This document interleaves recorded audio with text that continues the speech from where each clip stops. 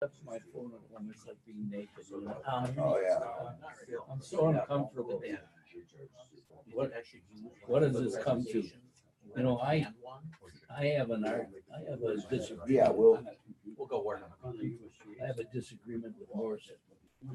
regarding. Hey, Dan, I And think we ought to have an WSGA. issue, He claims manufacture one, that the have flag a stick question that we can't answer, in the and we should in the call whole. Morissette. It's about We 3 should o'clock in the call morning. That's exactly what I was going to say.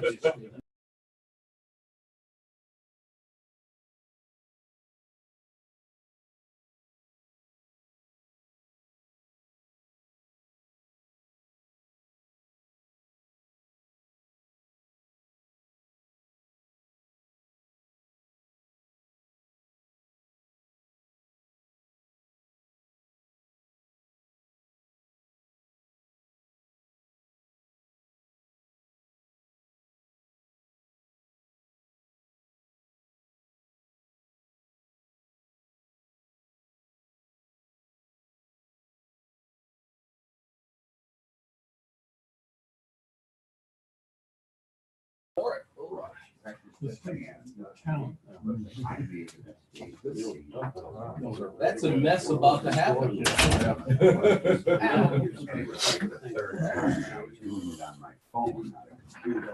But turning it sideways so the font was as big as possible. Well, I was Starting with playing around. 8. Oh, I was gonna give you that. Starting on 6 and 5. We'll go with 8 and then 5, 6, 7. Bill, are you ready? And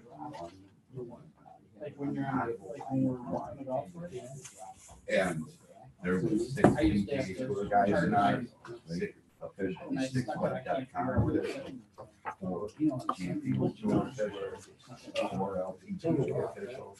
Yeah, that works.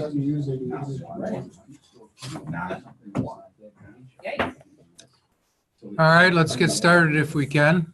There's good news and bad news. The good news is John's going to be on the phone helping us. The bad news is it's 3 in the morning and he's not going to be of a lot of help. Right, Martin? Correct. I would think. What we're going to do today is that we're going to start with Rule 8 and then we're going to go to 5, 6, 7. The reason that we're starting with 8 is there's a couple of reasons.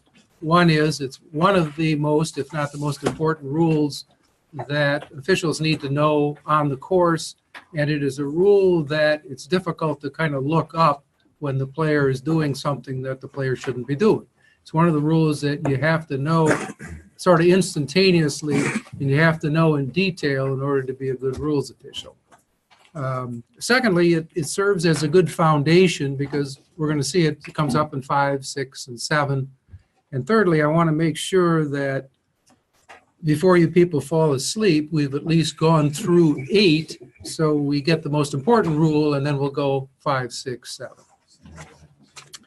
And like last time, we will be going through the medium-sized book, as Joe Brish calls it, which is the rules of golf. We will not be going through the interpretation book, and we're not going to be going through the player's edition. Rule 8 is, in essence, the old Rule 13-2 course played as it is found. So there's a few definitions that are going to be coming up in Rule 8. So let's go over the definitions. First is conditions affecting the stroke.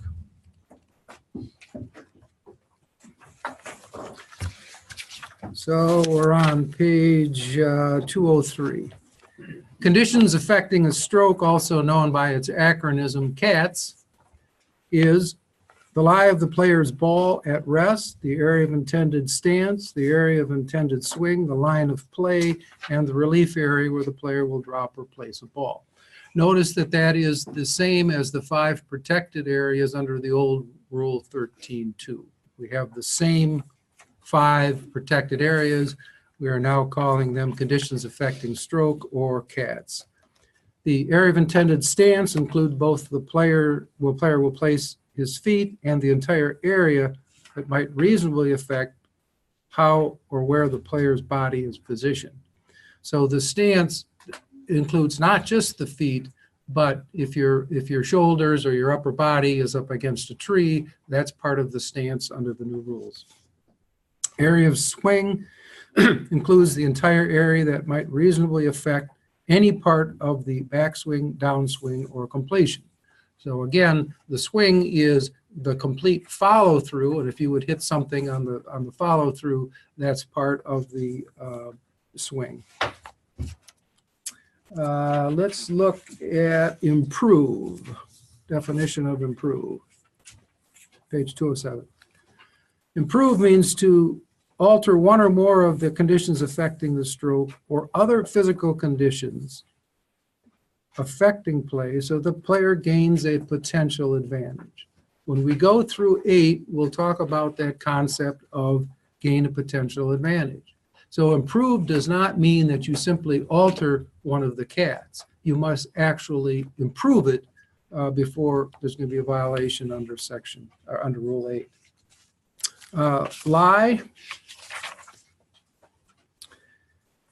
The spot on which a ball is at rest and any growing or attached natural object, immovable obstruction, integral object, or boundary object touching the ball or right next to it. The next line is the key. Loose impediments and movable obstructions are not part of the lie of the ball. This is going to be a key when we go through Rule 8. Loose impediments and movable obstructions are not part of the lie of the ball. Line of play. The line of play, the line where the player intends his or her ball to go after a stroke, including the area on that line that is a reasonable distance up above the ground and on either side of the line. All right, question. Does the line of play extend beyond the hole? No? Yes? No. We got some. Depends what kind of shot. Exactly. It depends. It's a perfect lawyerly answer. And why does it depend? Because the new definition says it's where the player intends his ball to go. So if you have a downhill putt, straight downhill, 10 feet into the hole, does the line of putt extend beyond the hole? No. Why? Because you want the ball to go in the hole. You don't intend it to go past. Now, it may go past, but that's not the line of play. Where you could have the line of play extend beyond the hole is if you're pitching or chipping onto a putting green where there is sort of a backstop part of the green, and it is your intent to hit the ball past the hole, have it roll up the hill, and then roll back down. In that situation, the line of play does in fact extend beyond the hole. So again, the key here is it's the player, where the player intends his ball to go, not where it goes. What have we got? A stance. Let's look at that quickly. Page 219, not much there. The position of the player's feet and body in preparing for and making a stroke. All right, so those are the definitions. Let's move back to Rule 8. Before we get started on that, here are the notable changes in Rule 8. First, the definition of conditions affecting the stroke or CATS is now the new term that is used for the 5 protected areas. Second, building a stance is now part of improving. It's no longer a standalone rule. Remember, the old 13-3 was the standalone rule that dealt with building a stance. Now it's part of Rule 8. Third, what was the first one, Dan? I'm sorry. The first change. The first change is that the CATS, the conditions affecting the stroke, is now the umbrella term that is used to cover the 5 protected areas. So you don't have to continually say lie, stance, swing, line of play, or relief area. We just refer to it as conditions affecting the stroke or CATS. The third change is if a player improves a CATS, in some cases the actions may be undone. We'll see this is a new provision, 8.1c. And the last change for Rule 8 is in some cases where the CATS is worsened, the player may restore the worsened condition. And we're going to go through that. So the structure of Rule 8.1, the introduction talks about the conditions affecting the stroke and the 5 protected areas.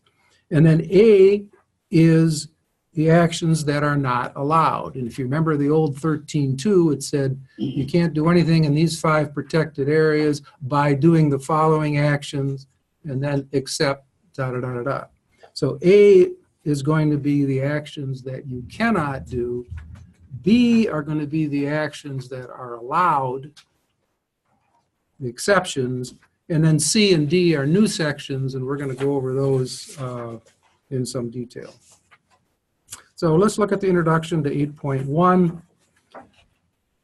You can't improve the conditions affecting the stroke for the next stroke, and you can't do it by improving these 5 areas, the conditions affecting the stroke. Understand, and this is halfway down under 8.1, the removal of loose impediments and movable obstructions is not part of the conditions affecting the stroke. So 8.1 does not prohibit the removal of loose impediments or movable obstructions. So if you have a leaf directly in front of your ball and you pick it up, has it improved? Yes, of course it's improved your area, but it's not covered by Rule 8.1. You're permitted to lift and move loose impediments and move obstructions. So let's look at the acts then that are not allowed.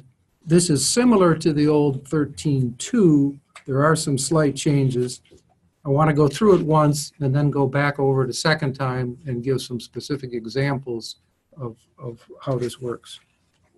8.1a, except in the limited ways allowed in B, C, or D, the player must not take any of these actions if they improve the cats. And we have 5 of them. So the first rule is, first thing we have to be concerned with is the word improve. What does it mean to improve? You have a 150-yard shot into the putting green.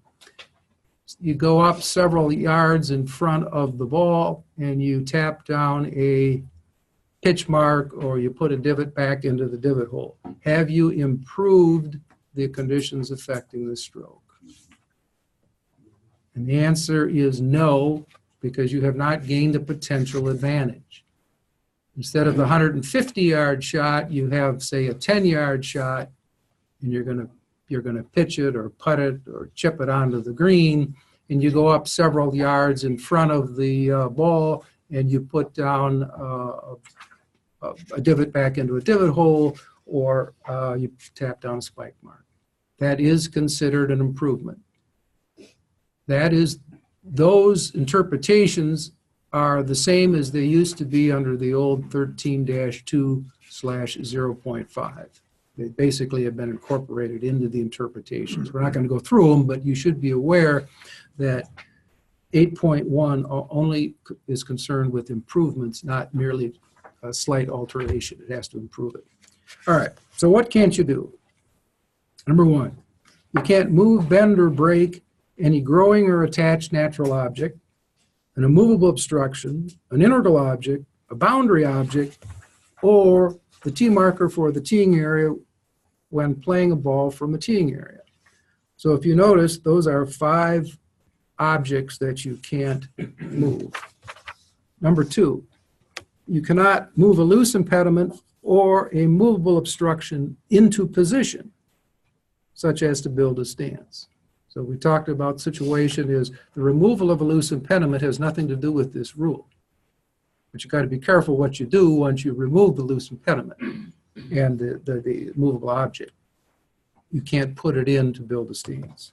And third, alter the surface of the ground, including by, the key there is the word including. Those 3 bullet points are not the only ways that you are prohibited from altering the ground. Those are examples. 4 and 5, remove or press down sand or loose soil, is another example of altering the surface of the ground that you're prohibited from doing. And number 5 is remove dew, frost, or water. And you can't do those. So let's go back and look at 8.1A again, the top. Here's how I think about these. If it helps, you can use it. If you want to memorize the 5 that are here, you can do it that way. What you can't do is that you can't move 5 things: an attached natural object, an immovable obstruction, that would be like a T sign or something, an integral object, a boundary object, or the tee markers for the teeing area when playing a ball from the teeing area. What are the only objects that are not on that list?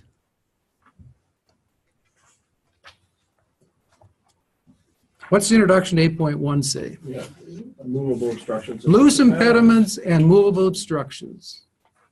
So the way I remember 8.1A parent 1 is you are prohibited from moving any object except loose impediments and movable obstructions. Once you think about that way, it's easy to remember that rule. Now look at number 2. You can't move you can move loose impediments and move obstructions, but 2 is saying once you move them, you got to be careful where you move them. So 2 would say you have a loose impediment that's sitting on the ground right behind where you want to take your stance, and you say, well, I'd like to get my foot a little bit higher off the ground. So you move the loose impediment under your foot and you stand on it. You've now violated number 2 because you have moved a loose impediment into a position.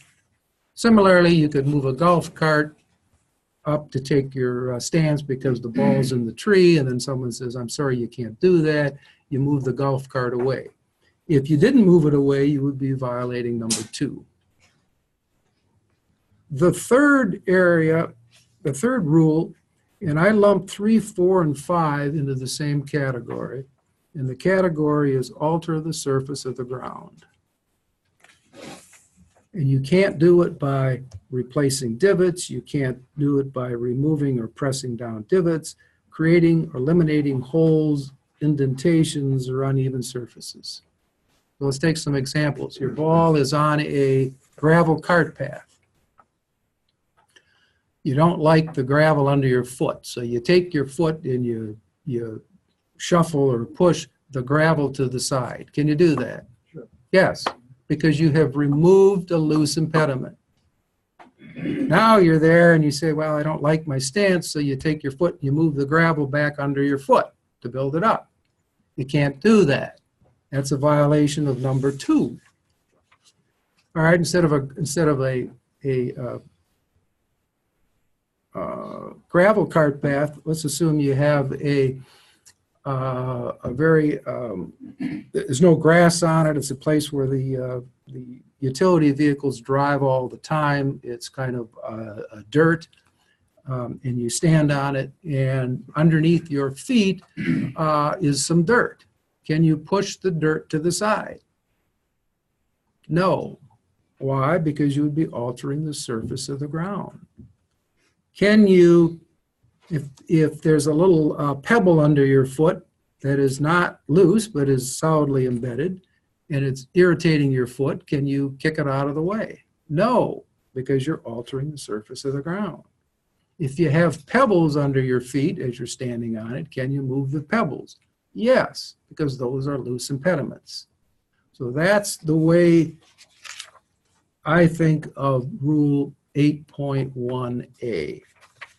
And there's some method to my madness, because when we get to 8.1c, we'll see that you can restore and avoid a penalty if your actions were under 8.1 or 8.2, 8.1a or 8.2, because you have moved an object, and we'll see that you're going to be able to undo that in certain circumstances. If you violate sub 3 by altering the surface of the ground, we're going to see that you cannot undo it. All right, any questions on actions that are not allowed under 8.1a1 or 8.1a? All right, let's look at the exceptions. 8.1b. The introduction says, in preparing for or making a stroke, the player may take any of these actions, and there is no penalty even if doing so improves the cats. So what they're saying is for these 11 exceptions, you can improve the conditions affecting the stroke and you're going to get no penalty. So let's go through them. Whenever I see a list of items, my first thought is not to memorize them 1 through 11. My first thought is, let's put them in groups. Let's see what they have in common. It makes it easier to remember what is under a rule. So 8.1b, I'm going to talk about 1, 2, 3, 5, and 6. That is one group. What do those have in common?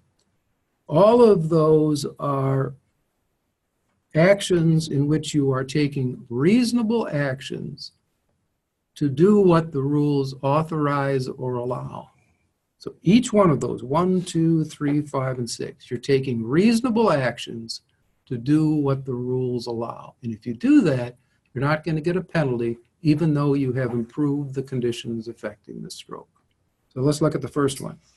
You fairly search for his or her ball by taking reasonable actions to find and identify it.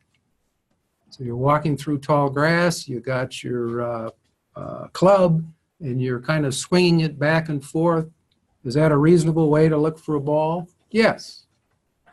How about you go through tall grass and you have your club and it's a 7-iron and you're viciously slashing it back and forth, hoping that some of the grass gets cut down so that when you do find your ball, you'll have a nice lie. That is not a reasonable action. As rules officials this summer, that's what we're going to have to distinguish between reasonable actions and non-reasonable actions.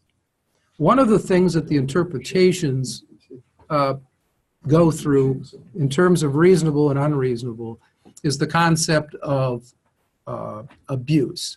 If you are angry and you abuse something, most likely that action is not going to be reasonable, because reasonable people don't abuse things, don't lose their temper.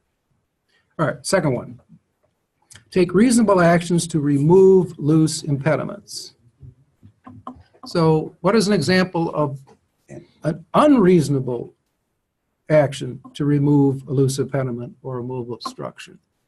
So your ball is in a bunker and there's a pine cone directly behind your ball. You go in, you pick it up, you set it to the side, and if you move a little sand, what this is saying is, if that was reasonable, you can do it. Do you think that's reasonable? I do. How else are you going to get it out of there? An unreasonable action is you take the pine cone, you push it into the sand, you drag it back about a foot directly behind the ball, and then you throw it to the side. That's not reasonable. All right, number 3. Take reasonable actions to mark the spot of the ball and to lift and replace the ball under a rule. Again, reasonable actions to mark the spot of the ball. As an example, you have to mark the ball. You take a coin out of your pocket, maybe it's a silver dollar, and you're 5 feet away and you throw it at the ball to hope it lands right behind there and the ball moves. Or you move the sand up behind the ball. That's not reasonable. You take it out of your pocket, you bend down to put it behind the ball, the coin falls out of your hands and moves the sand behind the ball. That is reasonable. Why? Because the whole action is reasonable to do that. The fact that you accidentally drop something that improved the condition does not make the act unreasonable. And we will see, and I think John's going to cover Rule 9 next week, the concept of directly attributable is now gone from the rules. And what we have now is this concept of reasonable actions. All right, let's look at 5. Firmly place the feet in taking a stance, including a reasonable amount of digging in with the feet.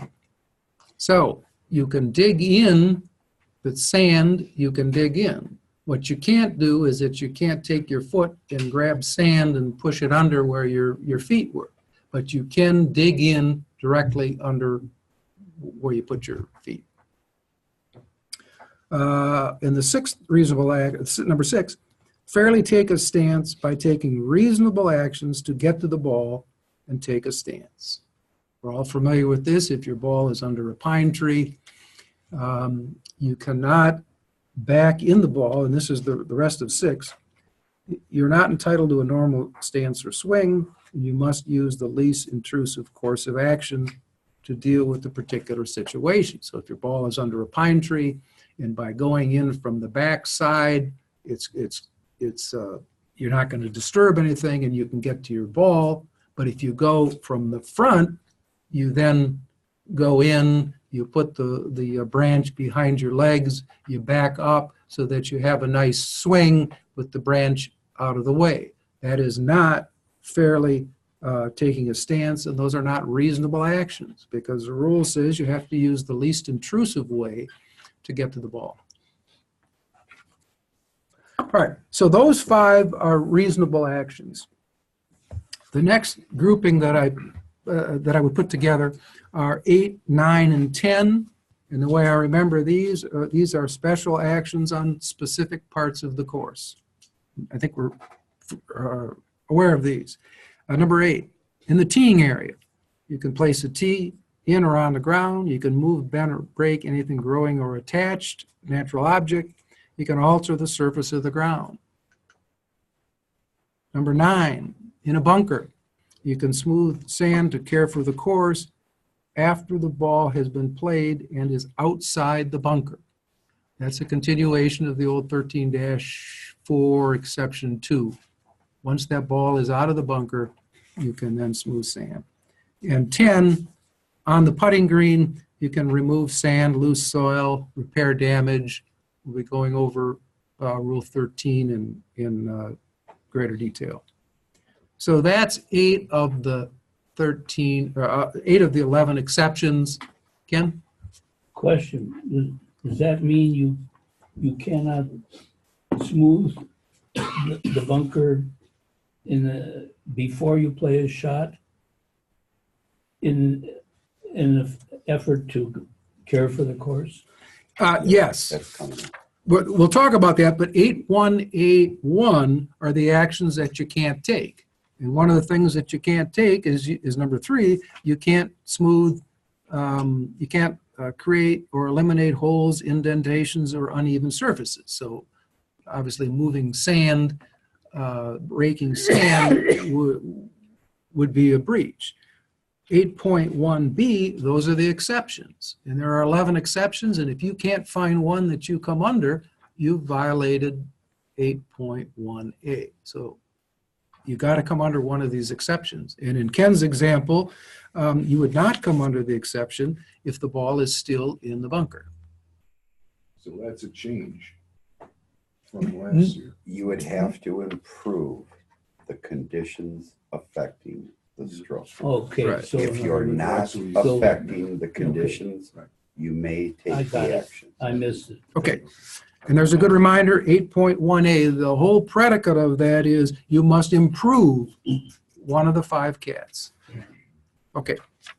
Then the last 3 items under 8.1b, let's go back. Number 4, you can ground the club lightly right in front of or right behind the ball, but, and there's an exception for the bunker, you can't do that in a bunker.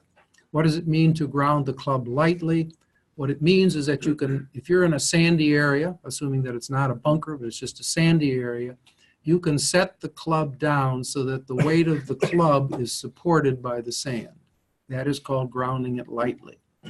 Obviously, if you do that, you may actually push down some of the sand. But what they're saying is that's okay. What you can't do is to take the club, push it into the sand, and then drag some of the sand back, or even push it hard into the sand to create a better lie. Similar to what Archie did and Mark Bomowski always addressed the ball. Okay. As a reminder, we are broadcasting this, so we will do our best to keep the guilty. All right. Number 7, make a stroke or the backswing for a stroke, which is then made. Again, we all know that one. If you're taking a swing and there's a a bush right behind you, you can hit the bush on the way back, you can knock it out, and on the force swing coming down, you can hit anything you want. The exception, of course, is if you're in a bunker, you can't touch the sand going back. But if you're in a sandy area, a non-bunker sandy area, you could improve the conditions on the way back. And then lastly is parent 11, move a natural object to see that it is loose. This was a definition under the old rules. It's now been put in directly into the rules. An example of that is you're about to putt or chip, you're by the green, and you see what looks to be a loose piece of grass or something right in front of your ball. You bend down, you pick it up, you see that it is attached to the ground. If you then pull it out, you're going to get a violation because you will have approved one of the cats. You can come under this exception if you don't disconnect it, and then you simply have to put the blade of grass or whatever that object was back into its original position. That's what 11 says. All right, any questions on the 11 exceptions to improving conditions, conditions affecting the cats, conditions affecting the stroke? All right, let's talk about C.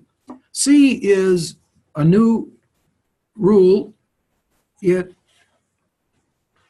It's a good addition to the rule, but I will caution you that this is a very narrow rule. So don't get excited when you see the words avoiding penalty by restoring the conditions improved in breach of rules, da, da, da, da, da. It applies in a fairly narrow situation. Let's go through it. If a player has improved the conditions affecting the stroke by moving, bending, or breaking an object in breach of 8.1A1, or moving an object into position in breach of 8.1A2, there is no penalty. Before making the next stroke, the player eliminates that improvement by restoring the original condition. But if the player improves the conditions affecting the stroke by taking the other actions, and then there's a reference to 3 through 5, he or she cannot avoid the penalty by restoring the conditions. So what does that mean? That means if you have improved the conditions affecting the stroke by altering the surface of the ground, you're done. You got your penalty. You're never going to come under this rule. You're only going to come under this rule when what you have done is to move an object under 1, which is any object other than a loose impediment or a movable obstruction, or under sub 2, you have moved an object into place, such as you moved a golf cart to stand on it. Someone says you can't do it, and then you move it away. So, number 1, under 8.1c, how to restore conditions improved by moving, bending, or breaking an object. Before making the stroke, the player may avoid penalty for breach of 8.1A1 by restoring the original object as nearly as possible so that the improvement created by the breach is eliminated. So that's what you're trying to do. Such as by replacing a boundary object, such as a boundary stake that has been removed, or the second one, remove a tree branch or grass or an immovable obstruction so its original position, to its original position. So examples of that, and the boundary stake was an old rules decision. It was universally hated. The old rule was that you're standing by the boundary, or bound stake, it's interfering with your swing, you pull it out of the ground, the minute the player pulls it out, it's a 2-stroke penalty. You can't undo it. What this does is change the result and then codify it into a rule 8.1c. It says if you pull that boundary stake out, you're okay if you put it back before you make the stroke. That's what this is saying. A movable obstruction would be the same thing. Yeah, Gary. This happens, in searching a lot, especially when there are spectators around and they're in searching for a ball in tall grass or whatever. and they get there and they spread the grass completely out. And then, of course, as a rules official, we say, now, we have to recreate the lie if you're gonna play the ball from there. That hasn't changed. That's a phrase you really shouldn't use in that situation, recreate the lie. Okay. Right. Because you're replacing the ball. And we're going to see when we get later on in the rules that I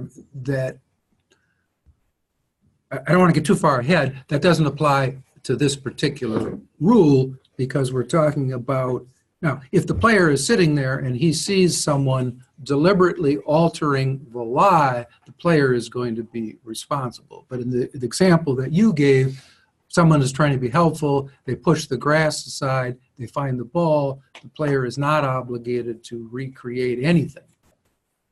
If the ball moves, we're going to see how you take care of it. So now we're in the top of page 74, but the player, and this narrows it even further, this exception, but the player cannot avoid penalty if the improvement is not eliminated, such as when a boundary object or branch has been bent or broken in a significant way, or by using anything other than the original object itself, such as using a different object. And so what we're talking about there is if you pull the boundary stake out and then you throw it in the pond and someone says, oh, I'm sorry, that's a two-stroke penalty, you can't go get another boundary stake, put it in the spot, even though that boundary stake is identical to the one that you just threw in the pond. You got to get the original one and you got to get it back in the hole. Similarly, if you take the boundary stake out and you break it, and by putting it back, that now eliminates the improvement, you're going to get stuck with the penalty. However, if enough of the stake is there, if you just broke the top 2 inches and the whole stake still interferes, you're going to avoid the penalty. And then sub 2, how to restore conditions improved by moving an object into position. It's pretty easy. You move the object out of position. So you move the bench over to make a stand on it so you can play the ball from the tree. Someone says you can't do that. You move the bench out of the way. You are in the middle of the fairway and it's a little bit uneven, so you take some leaves, you put it under your feet to kind of build up the stance, and someone says you can't do that. You take the leaves and you push them away. That's what sub 2 is saying. All right, so C then is a change in the rules, but you can see that it's narrow, and what they're getting at is if you move objects, you can move the objects out of the way or whatever you need to do to eliminate the distraction. But if you alter the surface of the ground in any fashion, you can't undo it. All right, D.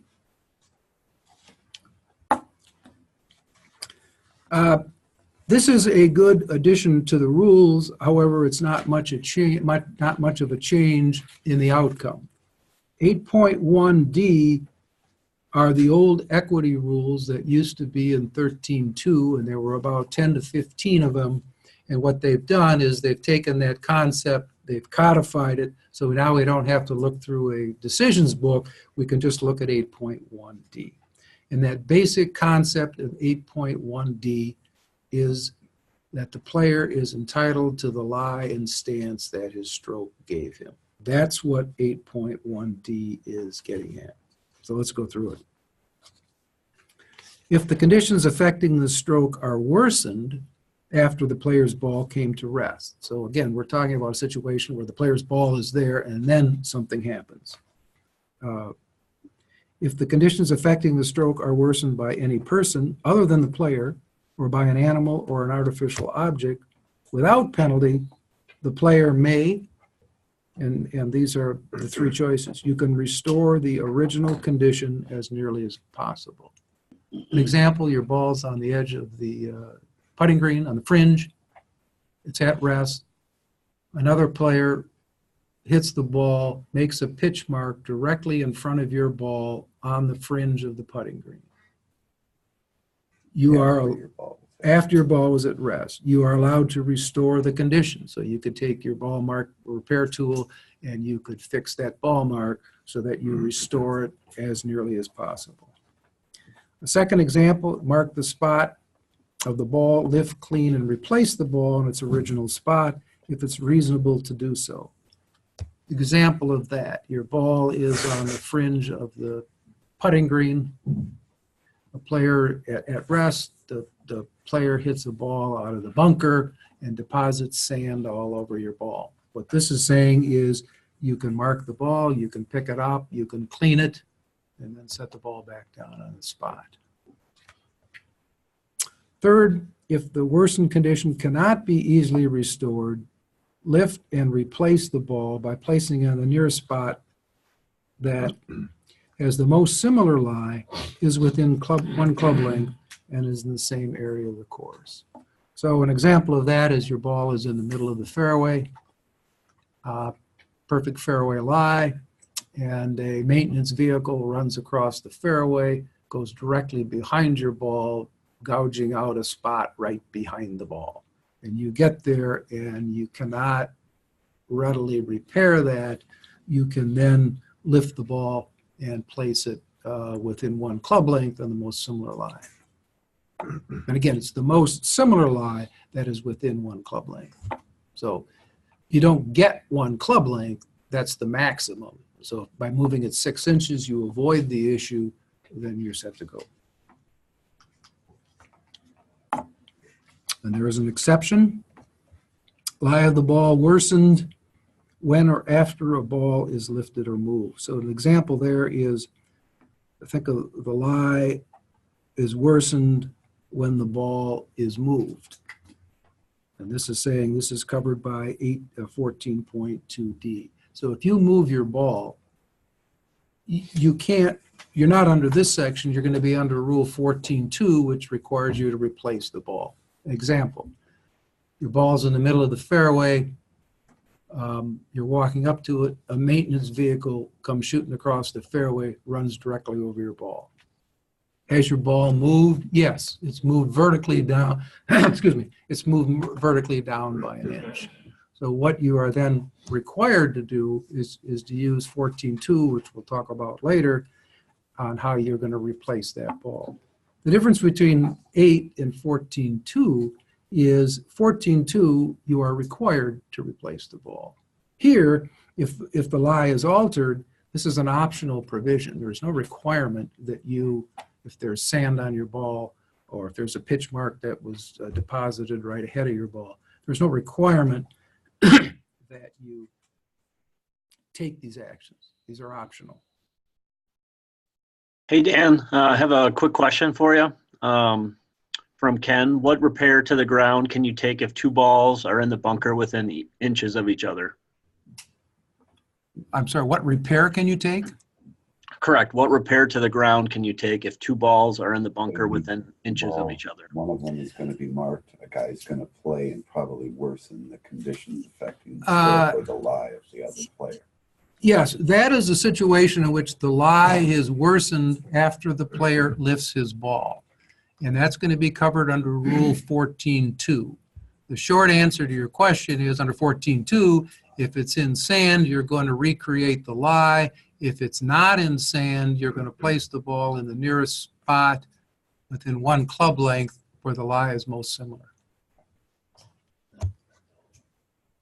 Dan? Yep.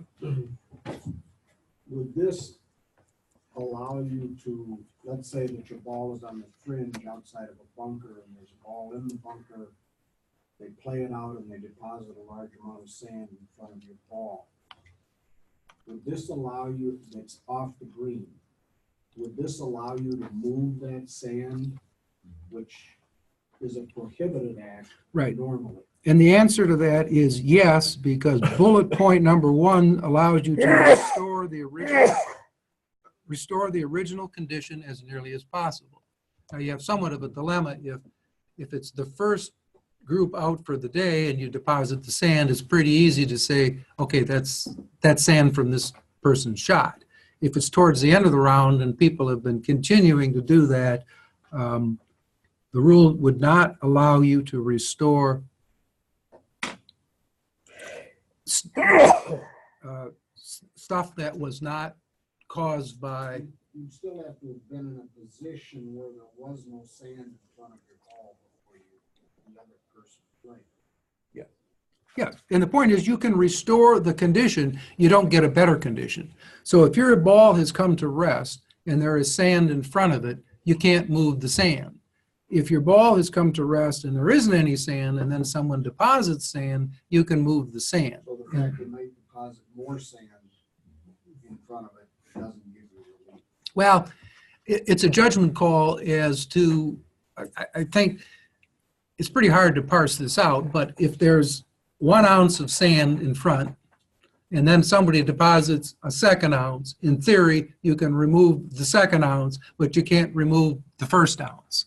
And as rules officials, we're going to have to exercise a little discretion in that regard to ask the player, well, how much sand was there before, and the person is not going to be allowed to repair that. Dan. Yeah. The term worsened is used throughout this subsection. Example, my ball's on the fringe or just off the green, or let's say it's even on the green. Get up to the green and I see a leaf or a twig or something near the hole, and I'm thinking, oh good, I can use that as an aiming point, or maybe even the leaf will deflect the ball into the hole. Fellow competitor comes up, removes that twig or leaf before I play the shot. He's altered my line of play or intended play. I wouldn't say he's worsened it, but am I allowed to put that twig or leaf back to where it was? Yeah, the question is if there's a leaf that you want in a position to help you, and the leaf was there, and your opponent or fellow competitor decided to move it, you can move it back. And if you tell the player not to move it and then he moves it, that player is going to get a penalty for interfering with your play. We'll cover that. Yeah, Maggie. Just to confirm, under 8.1B1, the second bullet mark, they're only allowed to mark and lift the ball if that is necessary. This is a question. I'm saying it out loud. They're only allowed to mark and lift their ball in the process of restoring the lie if it is necessary to move the ball to restore the lie. If it's not a free pass to lift clean. Right. And the word, of course, is reasonable, not necessary. But you're exactly right. These bullet points, you can do any of those 3, but understand you got to meet the introductory clause before you can do it. So in other words, item 3 says, if the worsened condition cannot be easily restored, meaning if it can be, you can't use bullet point 3. So the way you start is at the top. You restore the original condition as nearly as possible.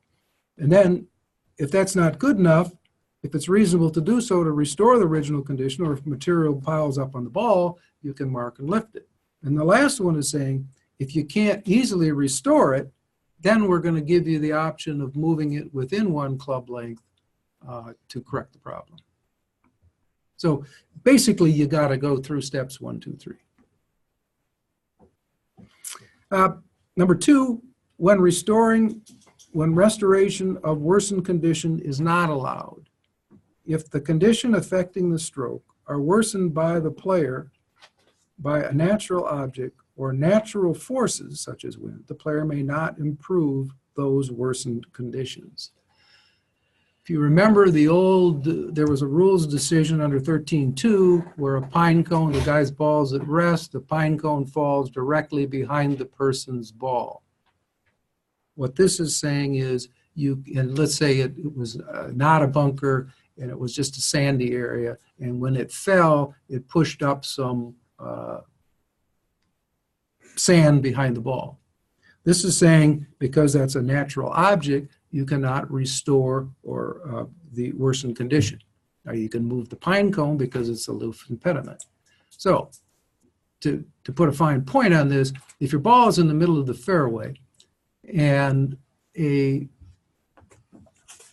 golf cart maintenance vehicle runs across the fairway altering the lie, you can repair that worsened condition. Why? Because that's an artificial object. If, as you're walking up with your ball in the middle of the fairway, a tree branch falls and makes a big gouge right behind your ball, you can't repair it. Why? Because that is a natural object. Similarly, if wind blows the sand under your ball or away from your ball, altering the lie, that's too bad. You have to play as it lies. So again, remember the distinction under 8.1D is the difference between if it's the player, natural objects or natural objects or natural forces, you're not going to be able to restore the condition.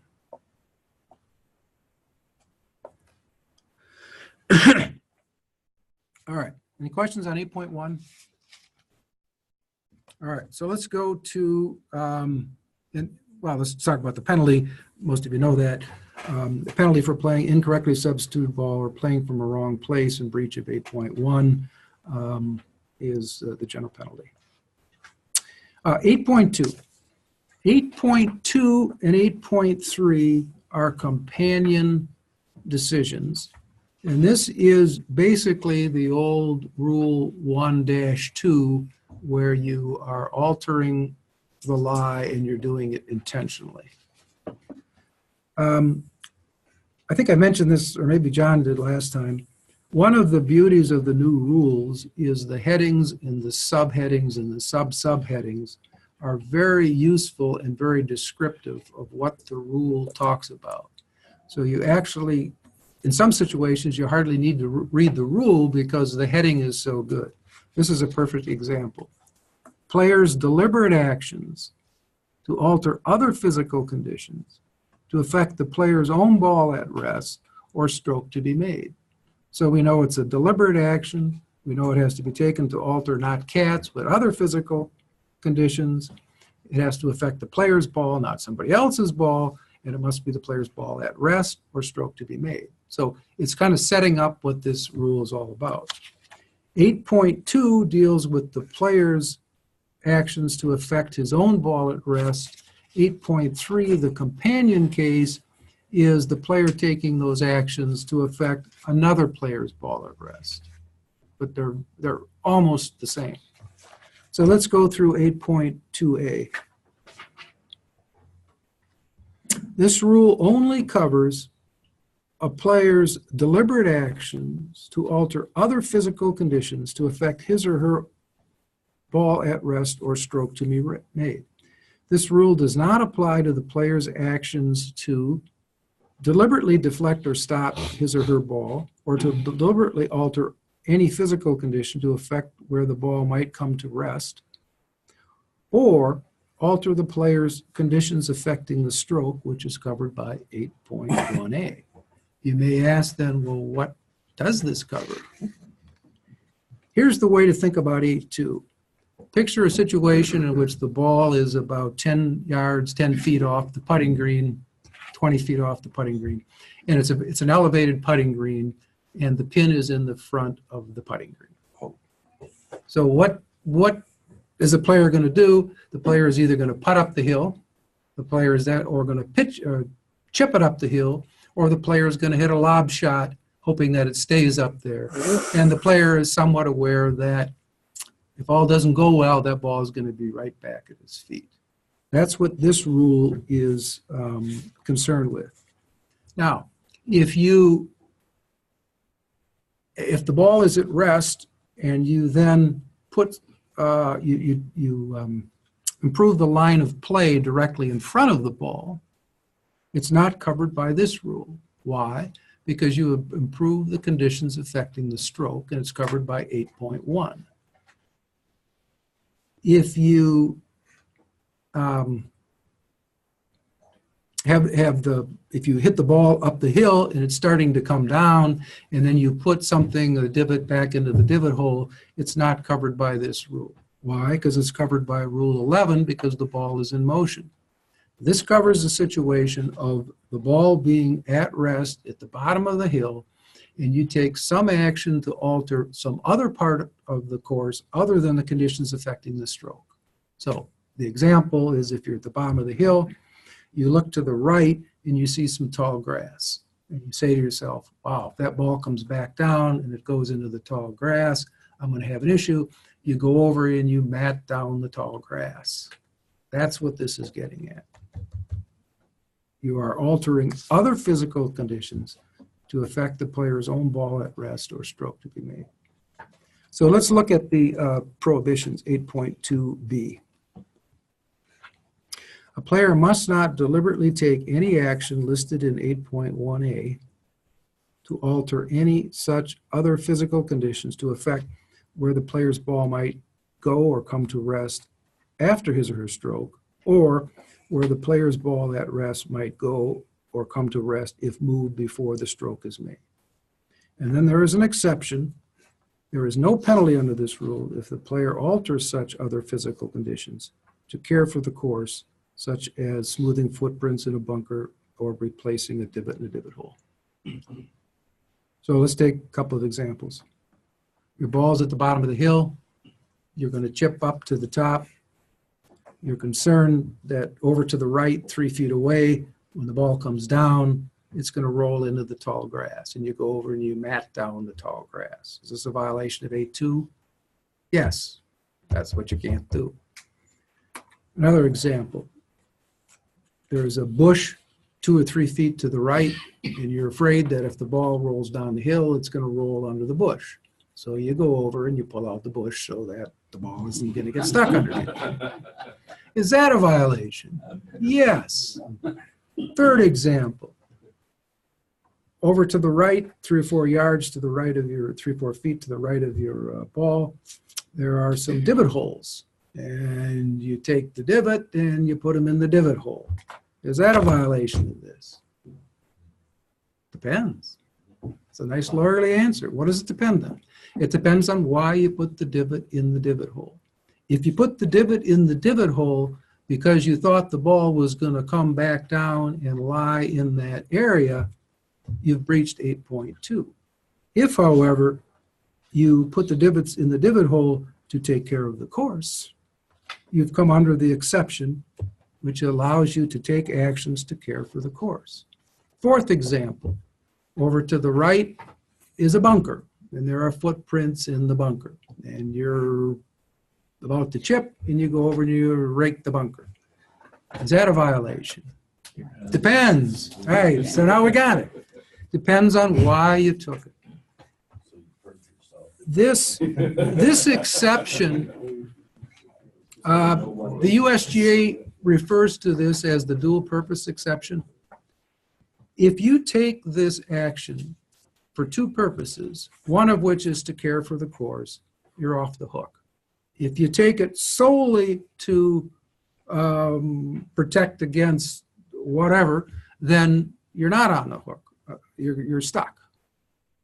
Now, 8.2b, this dual purpose exception, notice that this is not applicable to Rule 8.1a. What does that mean? That means if you have a ball at the bottom of the hill and you're going to chip it up the hill, and directly in front of you are some divot holes, and then you take the divot, you put them back in the divot hole, and then John Jensen comes over and says, "Sir, what are you doing?" And you respond, "Well, I'm just caring for the course." And John would likely say, "Thank you very much." You get a 2-stroke penalty. Why? Because that's 8.1. You have altered the conditions affecting the stroke. 8.2 deals with altering other physical conditions. And if you're altering other physical conditions, you have the protection of this dual purpose doctrine. If you do it to take care of the course, you're off the hook. Any issues or questions with that? And this is not, like I said, the USGA has made it clear, if you go to some of their seminars and webinars and so forth, that this is exactly the outcome that they intend. This is not a drafting error. They want people to care for the course. They want people to replace divots. They want people to smooth bunkers and so forth. And this is the compromise they came up with. Any questions on 8.2? The interpretation under 8.2 will help you understand better that rule. All right, 8.3. This is the companion case to the one we just talked about. But instead of dealing with the player taking the action to affect his own ball at rest, he's taking the actions to affect another player's ball at rest. So it's the same situation. Instead of the player going over and matting down some grass, if his opponent or a fellow competitor goes over and mats it down, that's what this rule is talking about. And I don't think, and you still have the dual purpose exception. Unless anyone has any questions, I don't think we need to go through that in detail because it's the same as 8.2. Any questions on Rule 8? Something we all got to know. Is there any water down there? I can get you. I'd like one too. 3, 6. 5. Take a break. Go get your own. Yeah. People can come out like rub their double bogey.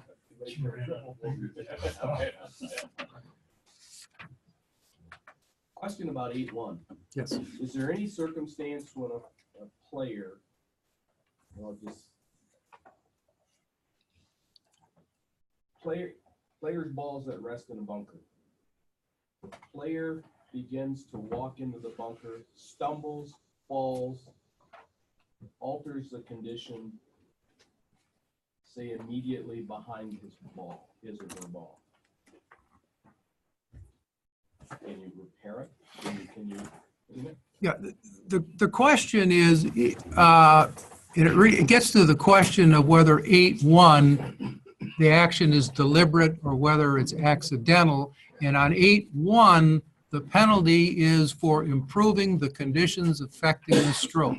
If you do it accidentally or if you do it on purpose, it's still a violation. So if you are careless, and the example Jim gave, if you're walking into a bunker and you stumble and you improve the conditions affecting the stroke, you're going to get the penalty. So be careful when you walk through the bunker. But it's similar if you're in the fairway, if you stand right behind your ball and you alter the conditions. It's pretty hard to accidentally put a divot back into a divot hole, but again, the difference between 8.1 and 8.2 is 8.2 is deliberate. Hey, it happens. No, that's yours. All right. All right, let's go. Any more questions on Rule 8? You've all done that. I'm not saying. All right, so now we're going to do Rule 5, and then we'll do 5, 6, and 7.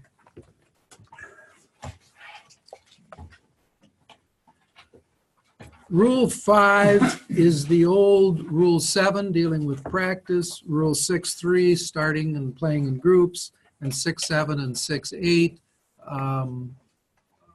what was called undue delay, which is now called unreasonable delay, and stopping and restarting.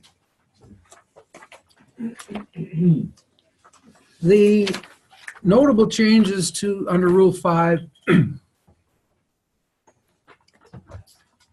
player may practice on the course after they have completed play for that day, even if between consecutive rounds of stroke play.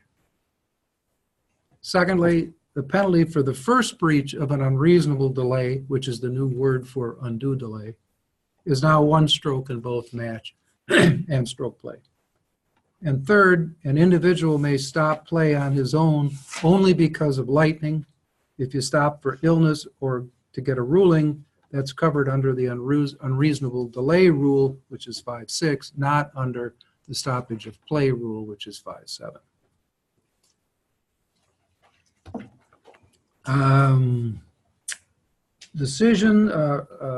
Definitions, the only one is round, but we all know what a round is, and we're going to start out with 5.1. Meaning of round. A round is 18 or fewer holes played in the order set by the committee.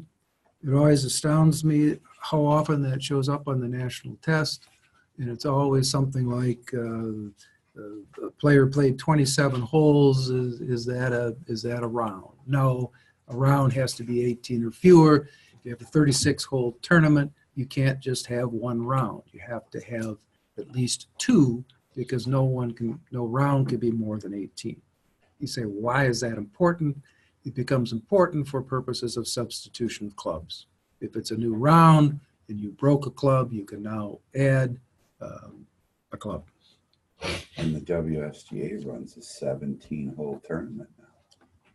And the WSGA runs a 17. And what is that, Bill? The par 3. Oh, yes, sorry. Yes.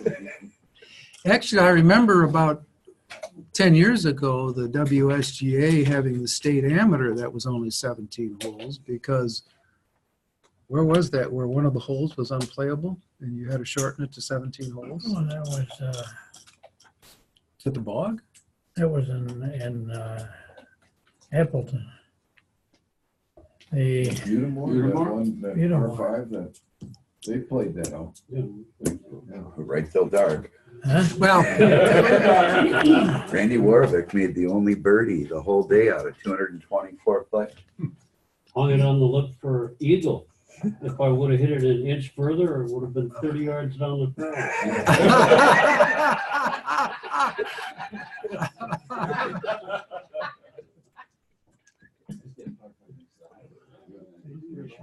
all right. Well, you could have a round of 17 holes, whether in fact it happened 10 years ago, we don't know, but it did happen last year at Sand Valley because it's only a 17-hole course. All right, when the round ends in a tie, play will go on until there is a winner, and in match play, it is the continuation of the same round. Stroke play, it is a new round. And again, that becomes important for purposes of substitution of clubs. And again, it's amazing how often this shows up on the national exam, some variation of someone's on one course and he's in stroke play, on another course and he's in match play, and then he breaks his club, and then he blah, blah, blah, blah, and he starts it. And the question is, do you know the difference between that match play and stroke play? And that match play is just a continuation of the round, and stroke play is a new round. All right, 5-2, practicing on the course before and between rounds. This is probably a good time to bring up the some odd spelling that you're going to see in the rules. The rules use what is called international English. The rules do not use American English, and they do not use English.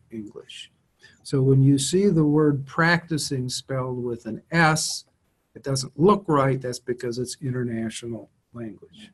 How am I going to know this, you say to yourself? Well, here's the way you remember it. You think of American English and you think of the word advise and advice. We use the S when we're talking about a verb, and we use a C when we're talking about a noun or an adverb. So if I'm saying to you, I'm going to give you some advice, it's with an S because it's a verb. If I say I gave you my best advice, it's with a C because it's a noun. So the word practice, and there are a few other words where the S, if it's in a verb form, it's going to be with an S, and if it's in a C, it's going to be a noun, it's going to be a C. The other misspellings, or what looks to be misspellings, are the international language use of the word honor, color. And there's a few more of them that are O-U-R rather than just O-R as the Americans would spell it. But these are not typos. This was done intentionally.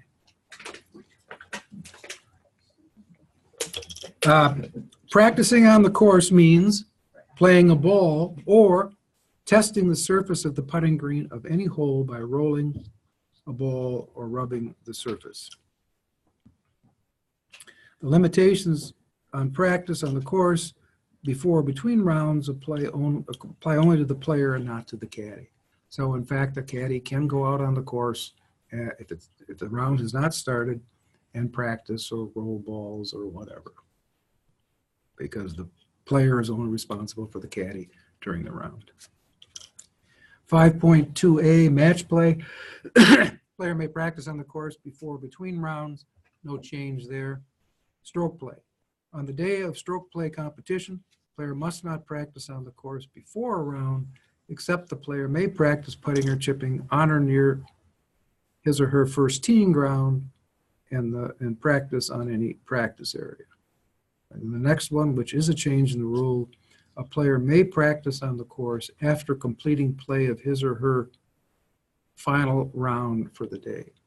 It's a change under the rules, but most of us will not see a change in practice because the WSGA will adopt on its hard card a prohibition upon practicing on the course between rounds. So if you're playing in the state amateur, if you have finished your first round, you cannot go and practice on the course because of the local rule. The rules as written would allow you to do it, but for the fact that we will be adopting a local rule. The other thing that's interesting about this is another one that always appears in the national test, and it's always a sob story, and it always goes like this. The player is playing in the club championship, and he's in first place after his 18-hole rounds. And he goes home, and his young daughter, and it's always a daughter, wants to go out and play on the course. And so they go out and they play 3 holes on the course. You know, is the player disqualified? Yes, the player is disqualified. Well, that rule has now been reversed, so you could take your daughter, or I guess you could probably take your son, out on the course and play. The penalty section is changed.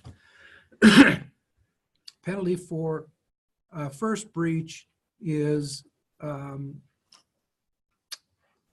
general penalty, and the second is disqualification. The first breach means when you commit the single act, which is making a stroke. So if you make a stroke, you're going to get the general penalty. If you make 2, you're disqualified.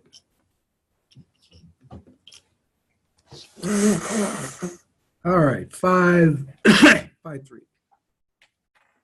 When to start round. Another nice thing about the rules, it sounds silly, but the old rules never told you when you started and when you end and when you finished a hole, when you started a hole, and so forth. Now in the new rules, they tell us when the hole starts, when the hole ends, when the round starts, and when the round ends. So 5-3-8. Player's round starts when the player makes a stroke to start his or her first hole. The player must start at and not before his or her starting time. This means that the player must be ready to play at the starting time and at the starting point. Ready to play means you have a club and a ball. So if you're on the putting green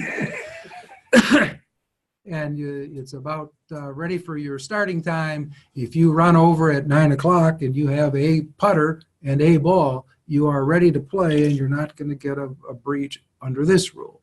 You may get one for unreasonable delay if you have to go back and get your clubs, but you're not going to get one under this rule.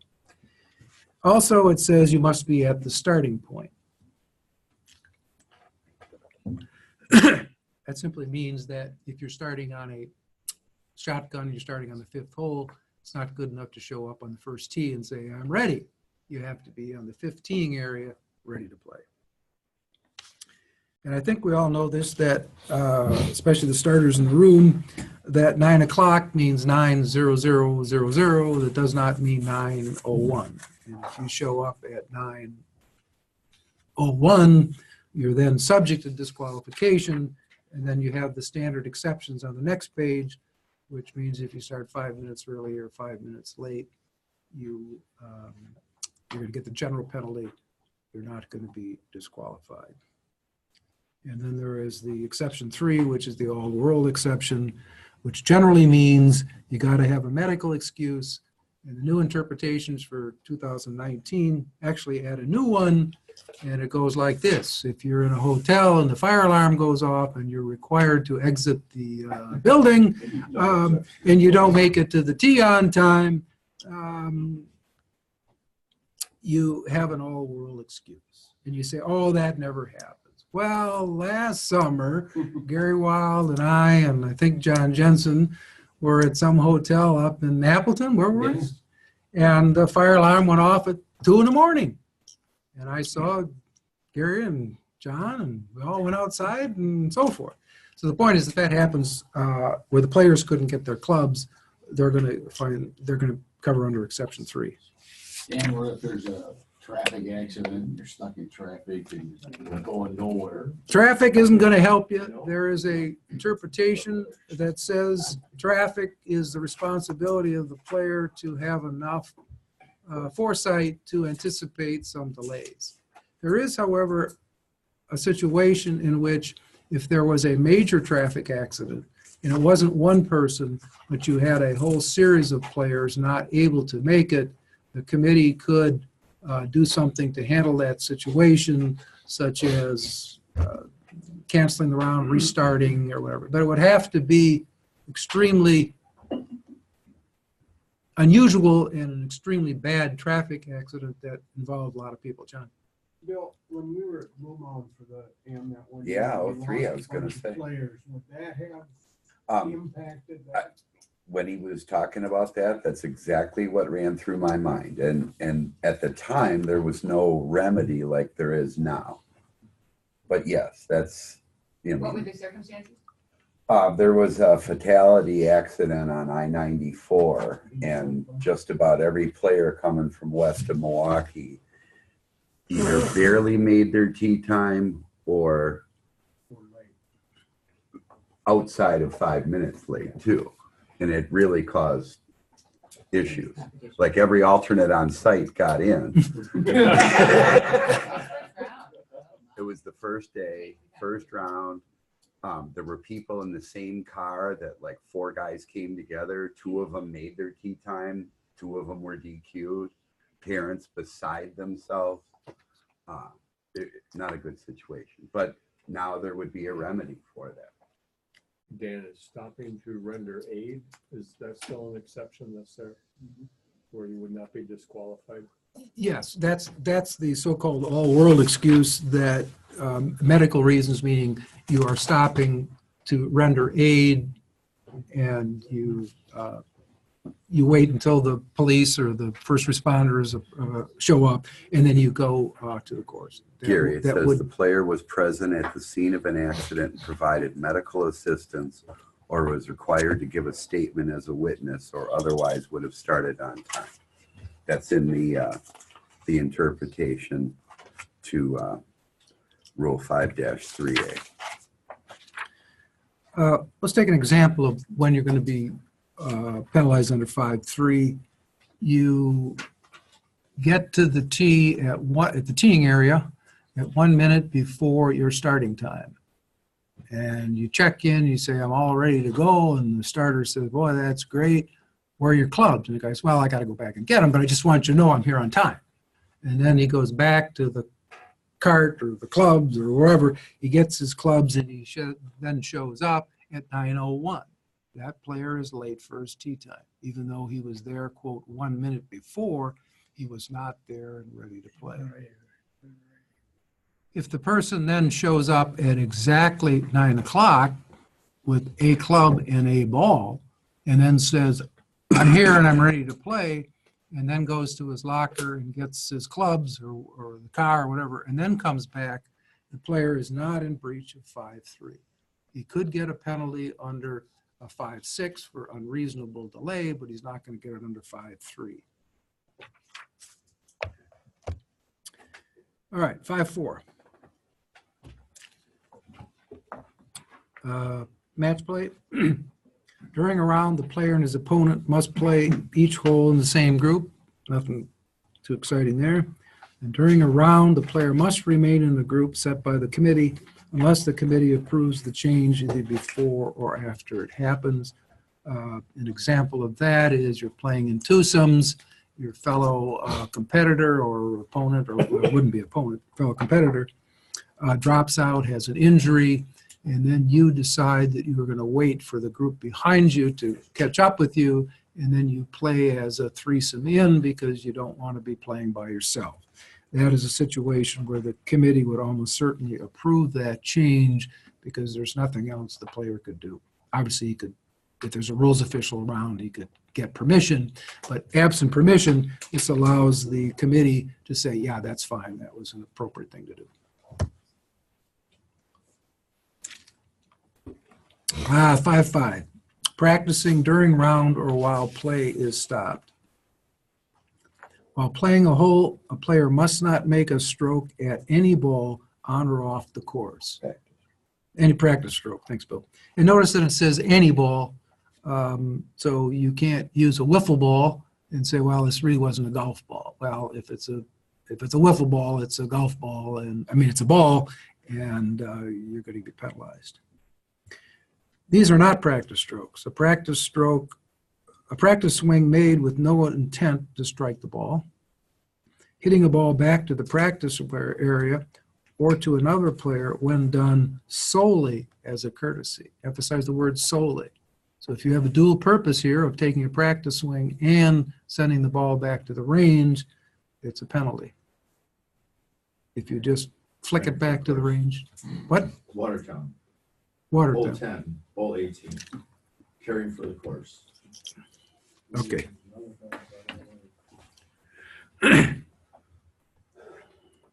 And strokes made by the player in playing out a hole whose result has been decided. All right. Restrictions on practice strokes between two holes. Between two holes, the player must not make a practice stroke. Exception. You are allowed, and these are the three exceptions that were under the old rules. You may practice putting or chipping on or near the putting green of the hole just completed, any practice green, and the teeing area of the next hole. A couple things there. It must be on or near. Obviously, that's a judgment call. And secondly, it must be on or near the teeing area of the hole that you're playing. So if you're playing from the red tees and you stop and you're back 100 yards, whatever it would be, 50 yards back on the black tees, that is not on or near the teeing area of the hole that you played. But such practice stroke must not be made from a bunker and must not unreasonably delay play. You know, and a lawyer could argue that because technically you're on the fifth hole if you're on the black tee, even though you were playing from the red tees. We can argue anything. Doesn't mean we're gonna win. But it does not say on or near the hole. It says on or near the teeing area. But would still be a teeing area on hole number 5. It would just not No, be a teeing area. no. Teeing area is a defined term.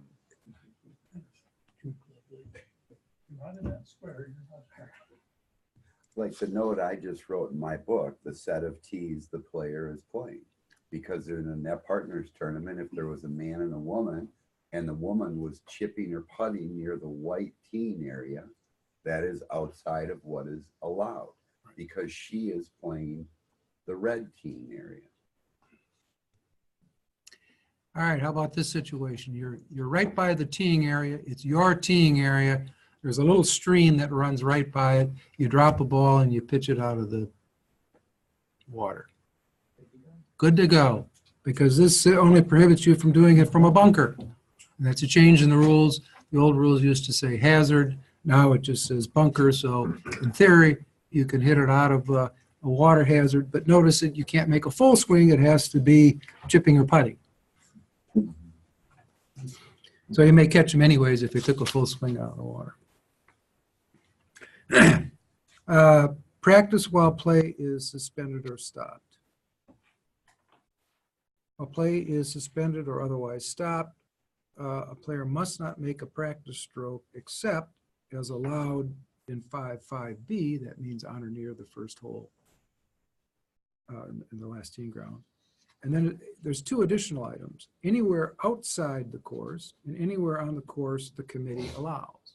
Generally, that last phrase where the committee allows would mean a practice area on the course.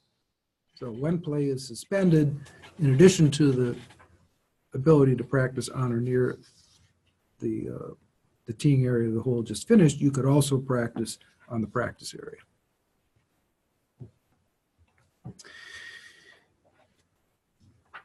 All right, if a breach happens between the play of two holes, we know that it's going to apply to the next hole. And how do we know that? Because it always applies to the next hole unless it's the 14 club rule, which it applies to the last hole. So there's going to be a lot of these breaches between holes. It's always going to apply to the next hole unless it's the 14 club rule. Dan, when you said the breach of 14 club rule, it's not always the last hole, it's the first hole that you breach the rule. What I meant to say was if there is a breach between holes, under the 14th club rule, you apply it to the last hole. You know, I thought it was applied to the first hole where you breached, where you would have had more than 14 clubs, which could, you might find that at the fifth hole, but it would apply to the first hole. It's the discovery of the breach. Exactly. So if you're between holes 1 and 2, you then discover that you have 15 clubs. You declare one out of play. You now are back to the 14 club.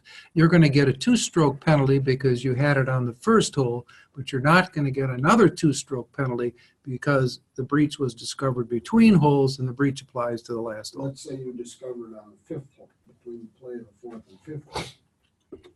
Provided you didn't start on number 4, the Right. penalty would apply to 1 and 2.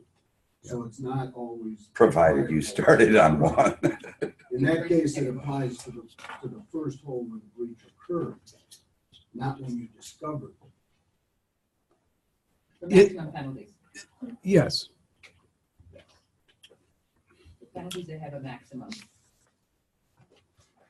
John, I guess you could say once you've played 2 holes, regardless of Right. where you started, Right. if you are breaching the 14 club rule, it does not matter Right. when the breach is discovered. You're going to get the maximum penalty, which would be 2 strokes at each of the first 2 holes that you played. Once you're beyond 2, it does not matter. Right.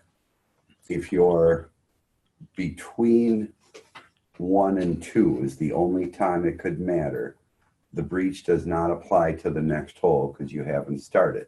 Whereas if you practice between holes, the breach is going to be for the next hole because you've already completed play of the previous hole. And this is sort of a reminder, we always have a little tension between teaching things that the rules officials need to know while on the course and teaching things that the rules officials should know for purposes of taking the national exam, because we want everyone to do well. And so that type of question, John, is the kind of thing that the discovery on the exam, the discovery between the first and the second hole, and the question is, do you get 2 strokes or you get 4 strokes? All right, 5-6.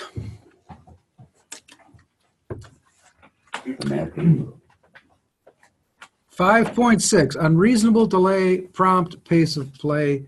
One thing about the title, it's unreasonable delay, it's not undue delay. The second thing to notice is throughout the rules, the word unreasonable is the preferred term in almost every one of these rules. You remember under the old rules, we used to have something about if it was impracticable to make the stroke. Well, that's been changed to reasonable as this has been changed to reasonable. A player must not unreasonably delay play either when playing a hole or between holes. A player may be allowed a short delay for certain reasons, such as seeking help from a referee, injury, or when there's another good cause. The illness, there's a interpretation that says if it's due to illness, generally the committee should allow up to 15 minutes, but no more than 15 minutes for the person to recover. So if the person's going down the 15th hole and he gets hit in the head with a ball and down he goes on the ground, in theory, the committee should give him up to 15 minutes to be able to get up. And if he can't get up and play, then he's done for the day. The interpretations goes on to say that if he takes his 5 minutes and he gets to the next hole and he still has a woozy headache, he gets 5 more minutes, but he only gets 15 per incident. So if he gets hit in the head and he goes down and he gets his 15 minutes, if on the next hole he gets hit by another golf ball, he's going to get another 15 minutes, and he may decide that he's done after that. Not his day. Should buy a lottery ticket. The penalty section was changed slightly. First breach, 1 second breach, general penalty, third disqualification.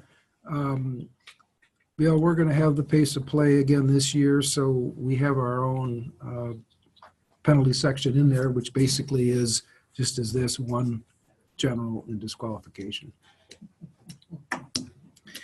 Unreasonably delay between holes, the penalty applies to the next hole. We all know that. All right, prompt pace of play. I would add this, when you're an official out on the course, in terms of unreasonable delay, if somebody is practicing between the play of, the putting or chipping on or near the putting green of the hole last completed, and someone's waiting to play behind them, that is unreasonable. And every single player that is practicing would be in breach of that rule.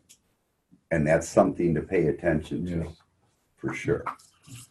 And would that only be true if the players could play at the next teeing ground, or does it apply? Yeah, Well, but what if the group behind is pressing them and they can't go anywhere on the next hole? I would say it's still unreasonable to delay because you're stopping the people from behind you from playing their hole.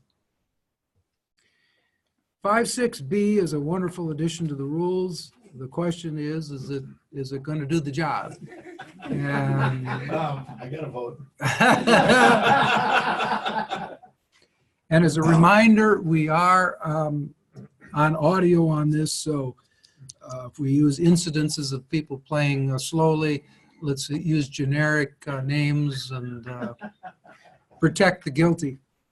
Well, I was playing with Dan Stoker. Yeah. Can we refer to 18B? A round of golf is meant to be played at a prompt pace. Again, that is quite a statement in the rules of golf. Anyone who has officiated in Wisconsin tournaments would think, wow, that's not what I've observed.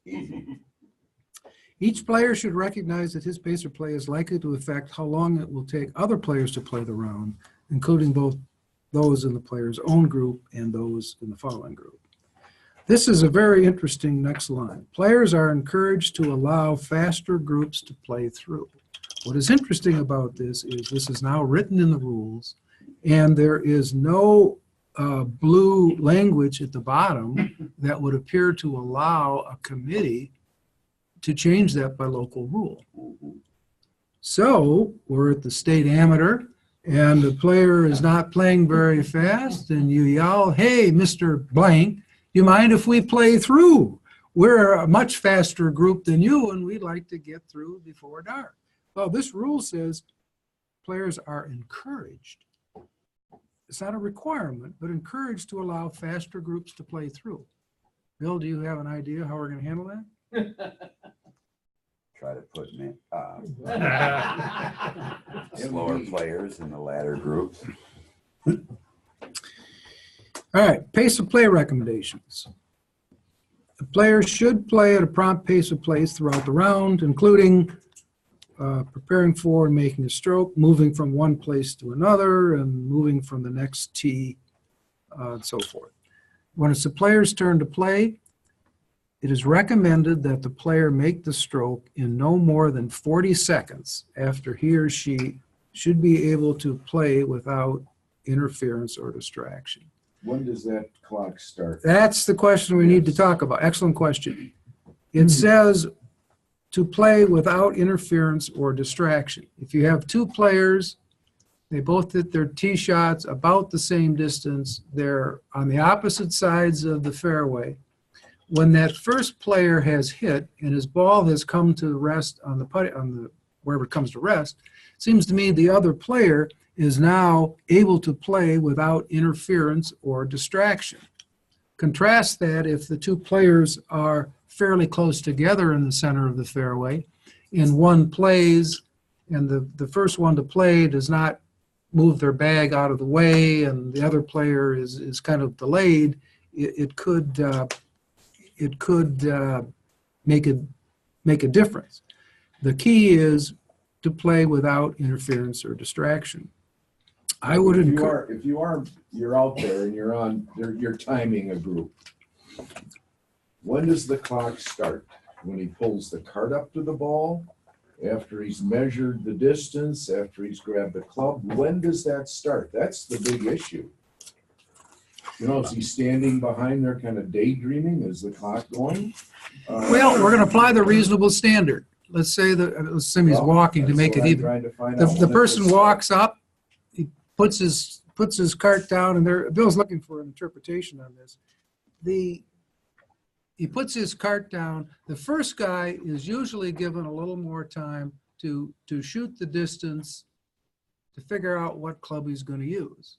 But once he's shot the distance and now he's ready to go, I'd start the clock. Okay.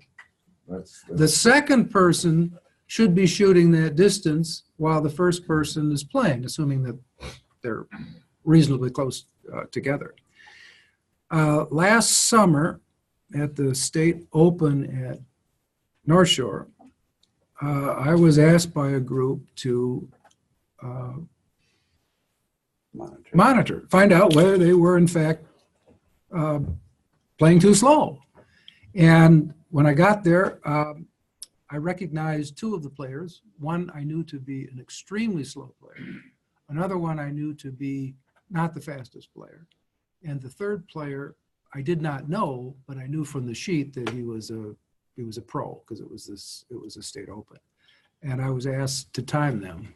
And I did it for 3 holes, which was about 12 shots each or thereabouts, or whatever it is, 14.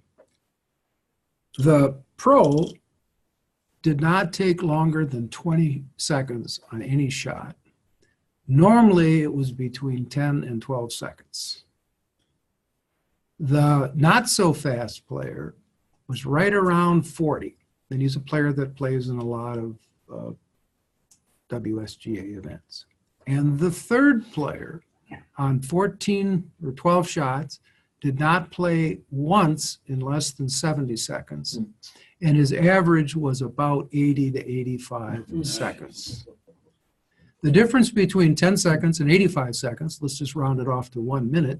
If you have 70 shots, that means that player caused that group to be 1 hour delayed by himself alone.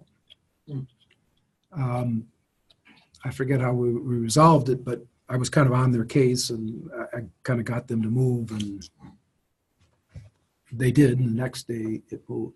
What's interesting about the State Open is the PGA, it's run by the Wisconsin PGA, and they encourage a little prompter pace of play than generally we give them for the amateurs.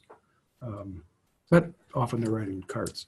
But it will be interesting to see how that works this year. I would encourage anybody who is a rules official on a course who thinks that they are bored out of their minds because there's nothing happening on that hole, to practice timing and to see how it works. You see the person comes up, take your stopwatch, see what you get.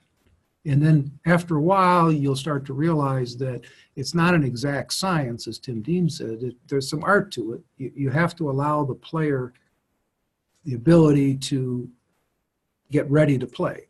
But once they're ready to play, they got 40 seconds. The problem is what we see on television. Yeah. Why would you include getting the distance before you start the clock? Bill? Doesn't really It say says that. right in a player should prepare in advance for the next stroke and be ready to play when it is his or her turn. Right. Right, but that applies for the second person. The problem, That's what Ready Tim was to asking. play implies striking the ball, I think. but the first person who is walking down the fairway, the minute they dump their bag down, I don't think it's fair to start the 40 seconds.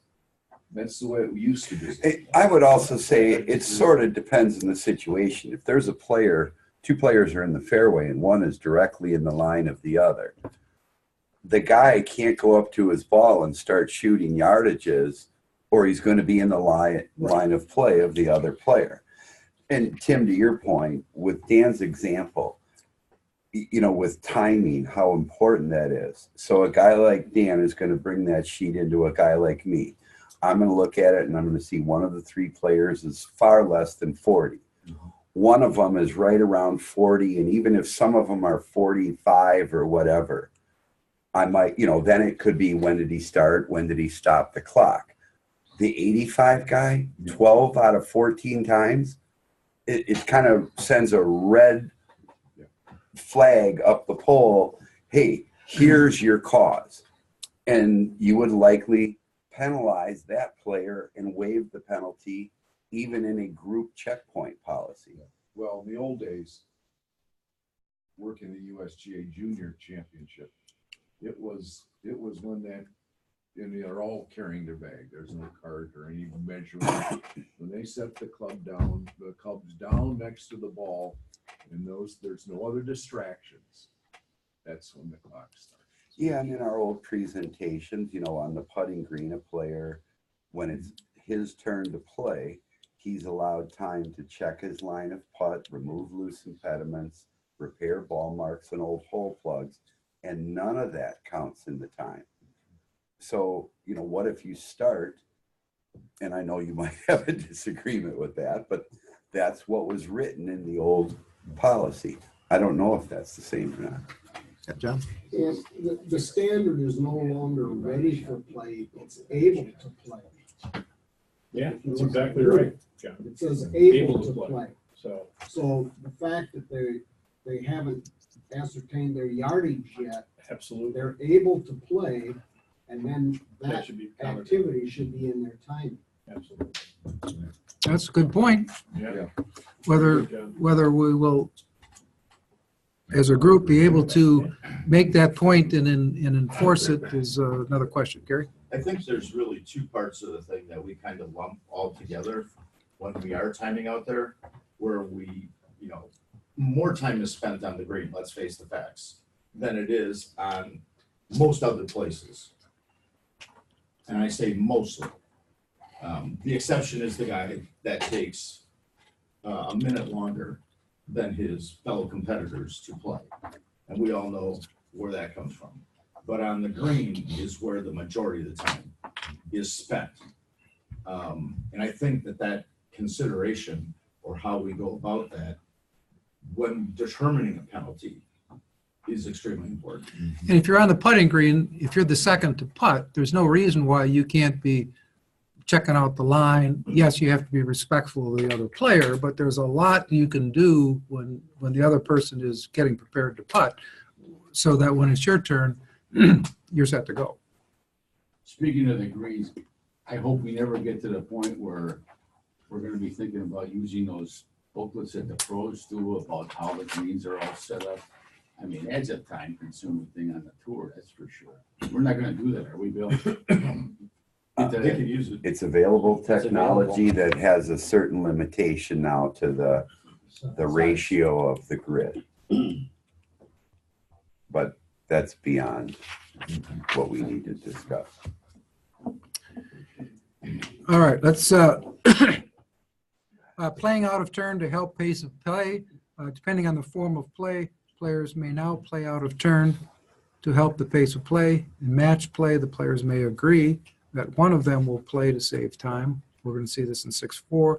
And in stroke play, the players may play ready golf in a safe and responsible way. And again, we'll talk about that in Rule 6, what ready golf means and how it is encouraged. And we do, and we will continue to have a pace of play policy in our tournament. Is that 40-second going to be in there, Bill? I think it already Yes, is. yeah. It It was is. 45 last year. It was But it's changed been to 40. changed to 40 for this year.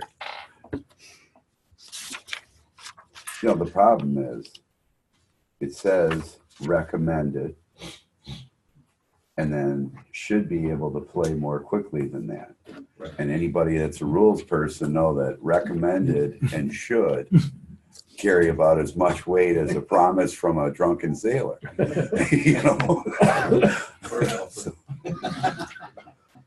But as the USGA will say, this is a start. Put it in the rules. We got the language there. It gives the committee some gives the committee the right to be able to say, play your shot within 40 seconds. That's really what that says, right? Yeah, but what if the player looks at it and says, what are you gonna do about it? Because really, it comes down to if I have a checkpoint pace of play policy Right. and my group's in position and I'm taking 110 seconds, Yeah, none of you might like it. right. As long as you meet your checkpoint. Yeah. So, I mean, everything is so situational, it's not even funny. So there's But no as I was penalty listening to structure Dan for- describe his situation at the state open, I think even you were like, boy, I would have been okay if they'd have penalized the 85 guy, right? And the problem that you have is you get on them and they move up and then they wait on the next par three. And then they look at you and they say, well, what are you doing? You pushed us along and now we're sitting here on the 16th tee and we got to wait. But that's where communication amongst rules officials throughout the course can help. If you've got a slow group, believe me, it behooves you to find out what's going on ahead. Because there's nothing more embarrassing than telling a group, hey, you're behind, hurry up, hurry up. And then all of a sudden they get to some hole where there's a 2-group wait on a par 3. Yeah. And honestly, at some point, maybe let them play as slow as they want. They might help clear out the situation, and then monitor them after that fact. And like I said, it's all situational. It really is. So there's no penalty structure in place for violating the 40-second. No, I It's was all- it's just all- thinking, when you were reading that section, and I thought, boy, it would have been interesting if they'd have put some teeth in that. Even a graduated Right. penalty structure like the unreasonable delay, Yeah. 1, 2, and so on. Right. But, I get it. Really, they want the teeth to be in your policy, not in the rule. Yeah. This is a hope, like you mentioned. It's a start. Yeah. All right, let's do 5-7 and then we'll take a break. When players may or must stop play. During a round, a player must not stop play except suspension by the committee. Second bullet point, stop play by agreement in match play. In match play, you can stop, except if doing so delays the competition. So if it is a match that needs to be finished that day, you're not going to be able to stop. But if it's a match that doesn't need to be completed for another week, obviously you can have an agreement that stops and then you start the next day. And when you stop and start, you start again where you left off. And then individual player stopping play because of lightning. It's now written into the rule pretty clearly that the player can stop play if he has a reasonable belief that there is danger from lightning. I will say that for the WSGA, it is unlikely that this would come up because the WSGA monitors the weather so well, and many courses have automatic detection systems that go off if it's a 5-mile or 3-mile or 12-mile, whatever it is. And so it's unlikely that a player would say, I saw lightning and let's stop. Although it is possible, and if that happens, the player could stop play and take shelter. Obviously, if you do, you got to report to the committee, otherwise you're DQ. 5-7B. What players must do when committee suspends play. We have two. We have the immediate suspension and we have the normal suspension. If the committee declares an immediate suspension, all players must stop play at once and must not make another stroke until the committee resumes play. So you're on the 15th hole. The horn goes off and you've been searching for 2 minutes because your ball is lost in tall grass. Can you continue for 1 more minute searching for that ball? This says you can, because you must not make another stroke. So you can continue the search. You can also, if your ball is on a cart path, if you want, you can take relief from the cart path and drop the ball. What you can't do under number 1 is make another stroke.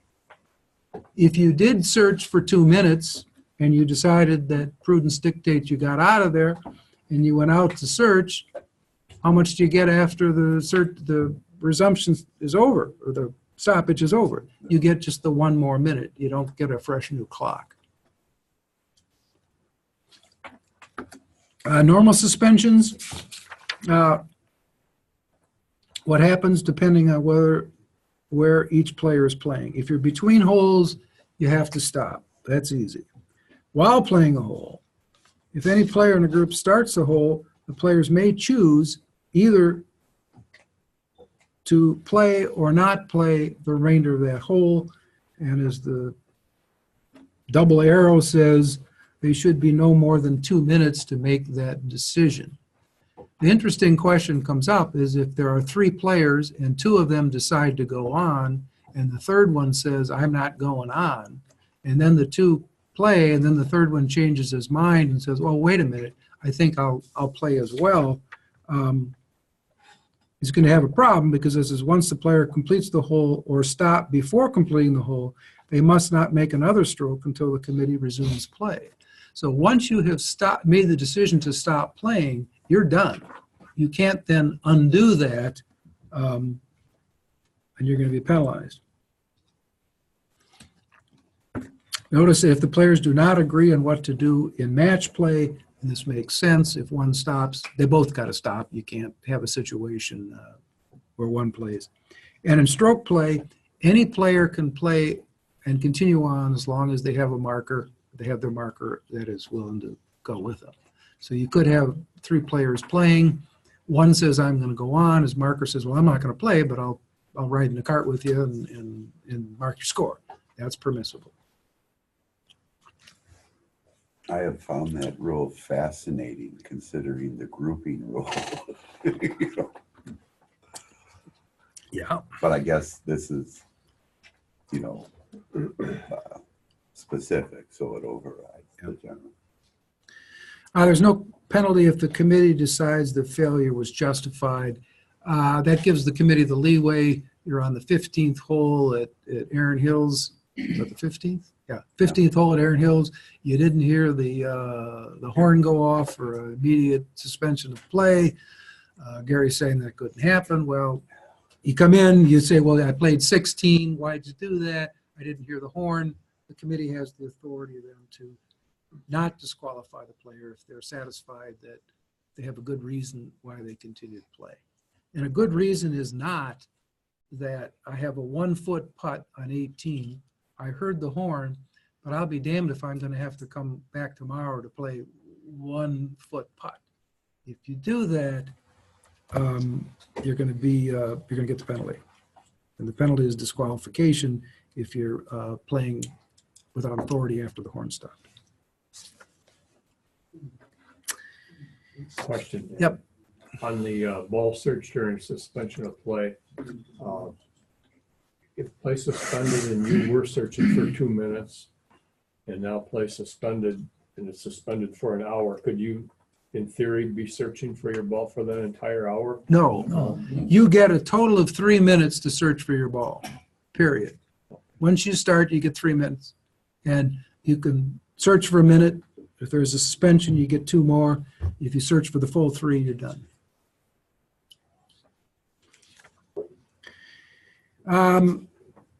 What players must do when play resumes? Player must resume from where she has stopped. That makes sense. When to resume, the player must be present at the location and ready to play at the time set by the committee, and the player must resume at and not before. So there's a suspension, it's overnight, and they say we're going to start at 8 o'clock the next day. You're in a shotgun start, and you have finished the 18th hole, and you would normally go to the first hole to start. You show up, and there are 2 groups waiting on the first hole to play. What this is saying is if the ability to resume play is delayed for any reason, such as when players in the group ahead need to play, you do not have to be there on that first teeing area at 8 o'clock. You need to be there when the area is clear and ready to play. Question: could you, if you're on the first teeing area and the horn goes off at 8 o'clock, could you, when you see that the group ahead of you is still on the tee, could you continue putting on the practice putting green right by the first tee? Yes. Yes. Can you practice on the range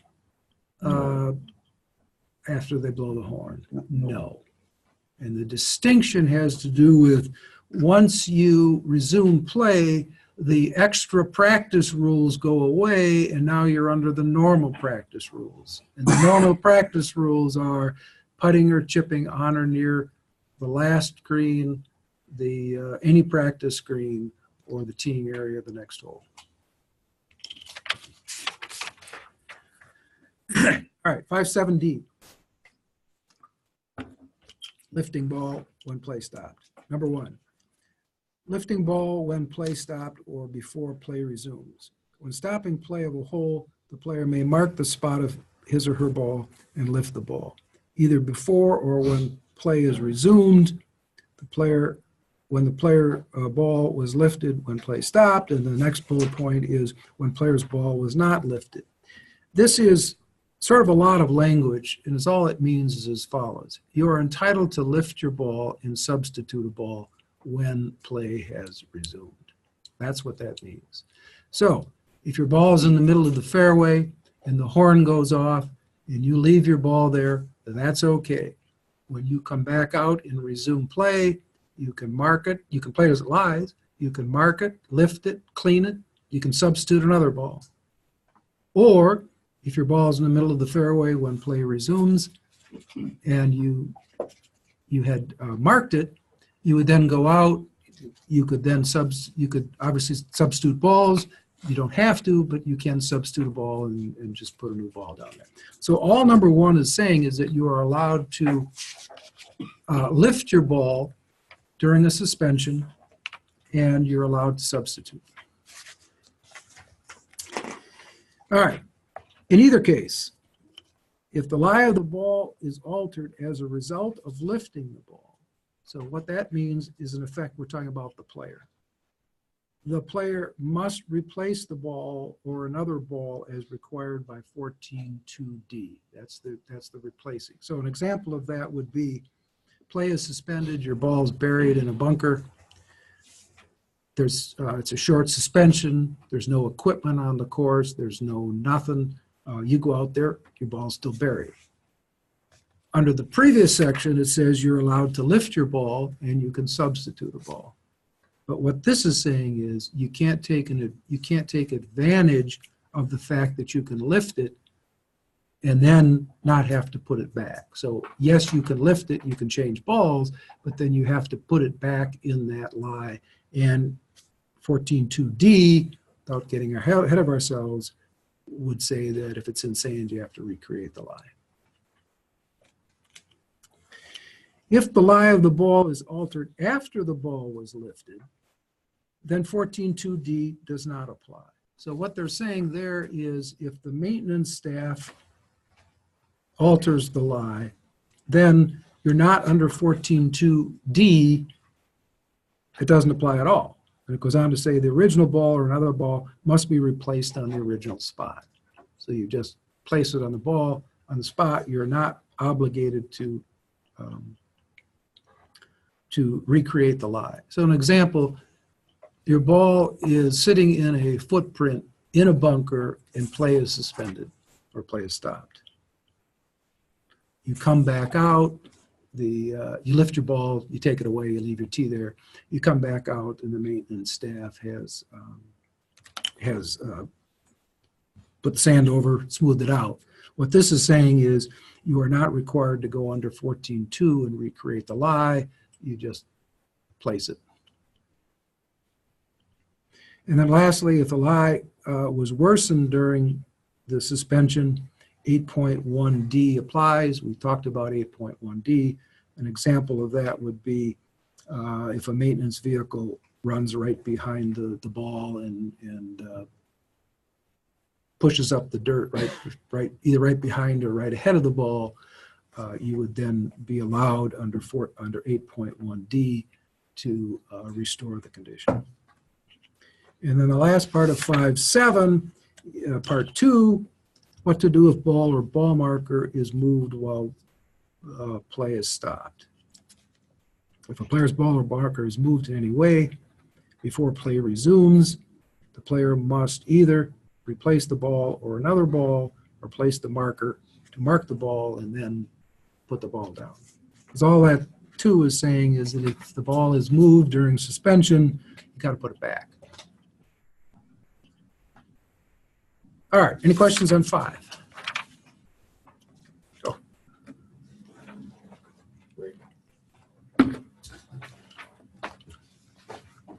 Now you see why we started out with Rule 8 when you were fresh. Dan, here, somewhere along the line, are we gonna talk about when you place and when you drop? Yes, we are. Okay. But not today, because today is 5, 6, and 7. But when we get to Rule 14, there's going to be quite a little discussion on dropping and placing. And by that time, I think the honeymoon will be over, and you'll have a smart guy to tell you what he knows. I looked at that one yesterday, and when I was finished, I was like, So we'll take 15 minutes or so? Yeah, we'll resume at 10:15. Bill. Any questions on 7? He could avoid the 1-stroke penalty by declaring it on Playable, yes. before climbing the tree. I think we're done, Rob. Guys, we are on schedule for next Wednesday morning, and we'll be sending out